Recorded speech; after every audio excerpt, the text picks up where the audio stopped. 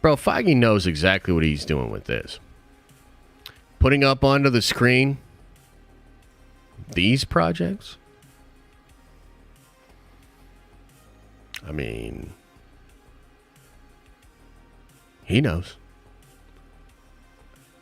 He knows. Again, we don't know. How does Fantastic Four tie into that? We're not sure. We're not sure. But how wildly ambitious is it to do an Avengers movie, May, and another one, as DJ Khaled would say, another one in November?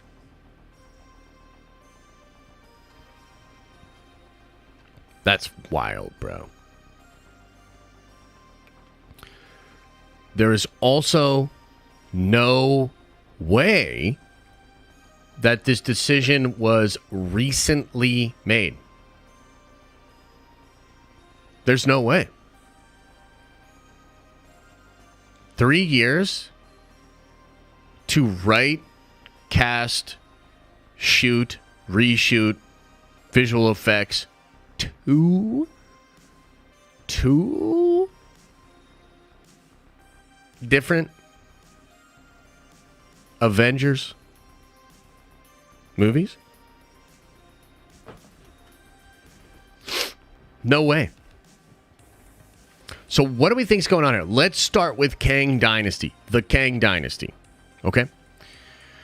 Well, what is the Kang Dynasty in comics? Because this doesn't mean this will be exactly what it is, but it's a starting point. It's a jumping off point, okay? Yeah, the VFX artists, when they saw this, they were like, what? Come again? What now, Mr. Feige? Kang Dynasty. In the comics, Kang Dynasty was a series of Avengers stories that is sometimes referred to as the Kang War, or Kang Wars. And it was a story in which Kang and his son, as the Red Centurion, who I think is the first, like, Nathaniel Richards, and his history is wild. And Kang, absolutely crazy. Tons of different things that happen in the comics. It gets so convoluted and crazy that at some point, no Kang actually knows if they are the prime Kang or not. And so therefore, they can't actually kill each other because they don't know if they're going to kill the younger version of them, thereby killing themselves, right? It's very freaking crazy. But essentially, in the Kang Dynasty, Kang and his son come to our present-day Earth, and they say, humanity, the Scarlet Centurion, yes. Kang and his son come down, and they're basically like, look, we've seen the future. You guys are absolutely screwed unless I conquer y'all right now. Okay? I don't think that that's exactly what it's going to be like for the Kang Dynasty. Okay? But saying Dynasty is interesting because it does kind of imply not just one Kang, but many Kangs, and also progeny of Kang. Right? So I do think it could actually imply that Kang and perhaps some of Kang's children or relatives will be involved in sort of popping up and meeting the Avengers. Now, the fact that it's an Avengers movie, to me, is also really interesting. Because that sort of implies, getting the actual Avengers together, having an actual team like that, doing something like that. And what I think is going to happen in the Kang Dynasty film is that Kang and a variant of Kang, and maybe even several, will do something similar to what happens in Kang Dynasty, where they pop up on Earth and they say, we need to conquer you to save you. But I think it will be a combination of that story and Avengers Forever. And Avengers Forever is where Kang grabs up this team of Avengers, which I'm talking about the old one. There's a current run of Avengers Forever, which is apparently absolutely nuts, and I have to read that, and I have to get caught up on all this stuff. There's all these things that we got to get caught up on so that we can speculate and nerd-venge really, really hard. Okay? But I think what you're going to get with Avengers Kang Dynasty is a combination of the time runs out event, which is fueled by the incursions, okay? It is fueled by the incursions, and the incursions are collapsing the multiverse in on itself. And I think that Kang will come to our group of heroes and perhaps even grab some other Avengers from our universe out of the time stream, and he will set up a team of Avengers to have this multiversal war. Because it's going to be variants versus variants, universe versus universe. The whole multiverse is collapsing in on itself. And I think that Avengers Dynasty, or rather the Kang Dynasty, is going to be a scenario which Kang and a lot of our Avengers all team up and fight against other Kangs and other groups of Avengers. It's going to be like a multiversal war, and it's going to be the time runs out thing, okay? And I think that the Kang Dynasty film will end with something very similar to what happened in Infinity War. Mainly that a ton of heroes will disappear, a ton of people will die, and we will be left wondering, what the hell? What the hell is going to happen on Secret Wars? What is Secret Wars? What is that? Because that was a very, very effective strategy for Endgame and Infinity War. Infinity War is a much better movie than Endgame. But Endgame is a very good sequel and a very good ending to a lot of the different arcs that took place during the Infinity Saga.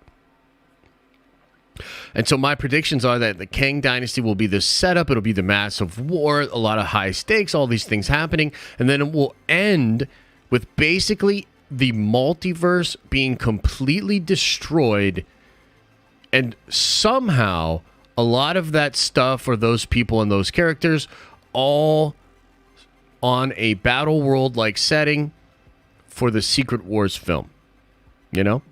And maybe it'll be like all of them all disappear and, you know, crazy shit like that, and then all of a sudden, boom, Secret Wars. And it's like, wow, well, they all must be on Battle World or whatever. But my gut tells me that'll be what they do, because that's a brilliant way to set up Secret Wars with a lot of hype, anticipation, and also absolute peak Den of Nerds content. The amount of content, streams, videos, and fun that we're going to have together getting hyped up for this is going to be out of control. Okay?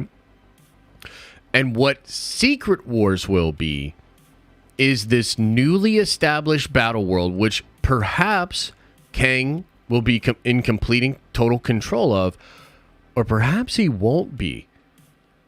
Because I still believe Dr. Doom and Reed Richards will play a big role in Secret Wars. I mean, for one, the fact that Feige puts up Fantastic Four and these two Avengers movies on the same slide to get us super hyped up. Yeah. And it's possible that while Kang is building up his Avengers team and trying to battle his way to save the multiverse, Dr. Doom has his own machinations going on.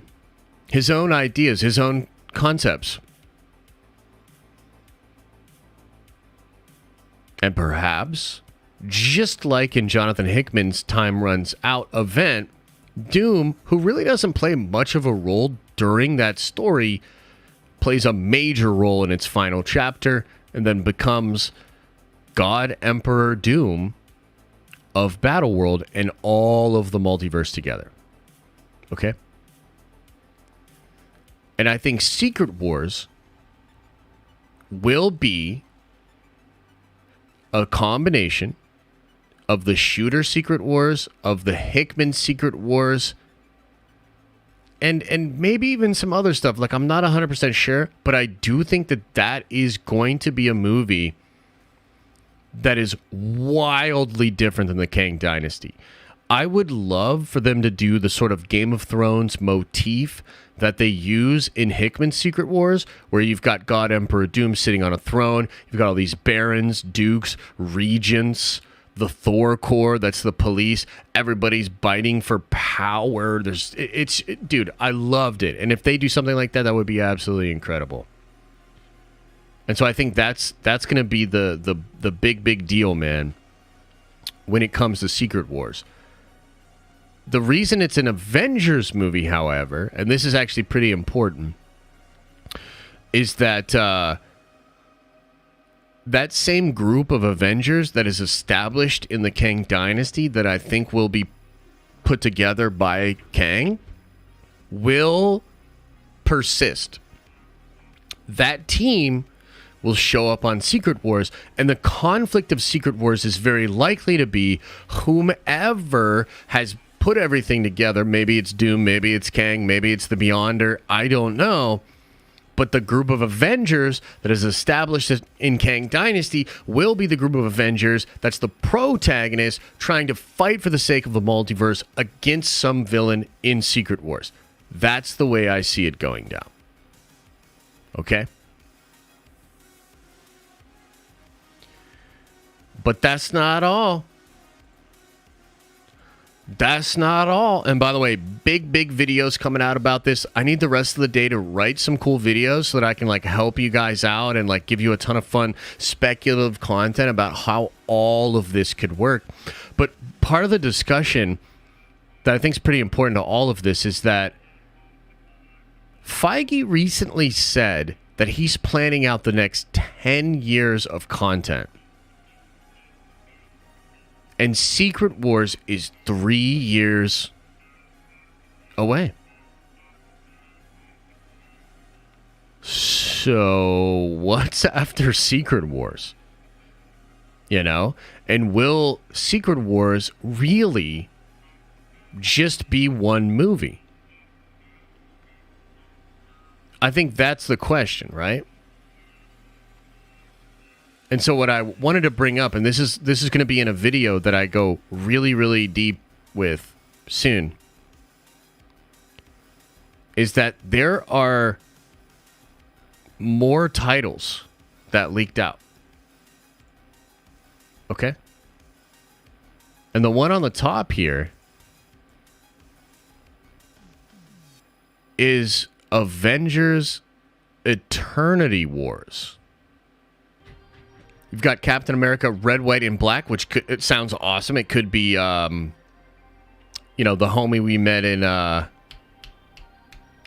Isaiah Bradley. Could be that story. Nomad, that could be Bucky, could be Steve or something like that. Then you've got this movie down here, Celestials, End of Time.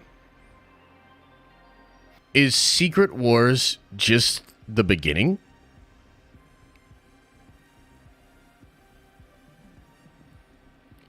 Is Secret Wars the beginning of something that will also take place in Eternity Wars and in Celestials End of Time?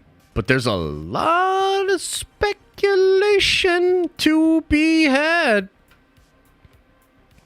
A lot of speculation to be had. What does it mean? How will it all go down? I don't know. But the hype is real. The hype is real. And in a 10-year plan, Feige wants to do Secret Wars in 3 years. Now, let's talk a little bit about why does he want to do it so soon? I think the most obvious reason is because of the actors. Because I think he wants Robert Downey Jr., Scarlett Johansson, Chris Evans, Hemsworth, Ruffalo, all those cats. He wants them back, but he also wants Tobey Maguire, Andrew Garfield, Patrick Stewart, Hugh Jackman, maybe even Wesley Snipes' Blade, Ben Affleck Daredevil. any and every iconic Marvel character, actor combination from the past, and some we don't even know about. He wants all of it. And those guys are not getting any younger. And so I think in order to get to that place where he has this monumental celebration of Marvel movies from the past 20 years, you need to do it fast. You know what I mean? You need to do it fast. But also because I think he's got plans on how to do even more compelling and interesting content after that. And Secret Wars may not be exactly what we got in Secret Wars and stuff before, but maybe it just keeps going. And maybe there's new stuff, and maybe there's other craziness. Because during the Secret Wars stuff with Hickman, everything was on Battleworld. Every single book that was coming out was on Battleworld. All that was there was Battleworld. And that was an incredibly compelling and very effective framing device for all of the books around that time. And what if we do years and years of content on Battleworld or with regards to that story and those kind of things? Like, I don't know, bro. But I think this idea and this discussion that, like, the MCU doesn't have a plan or whatever, like, hell no. I would argue they've actually been so focused on the plan that they've allowed Phase 4 to teeter and do its thing.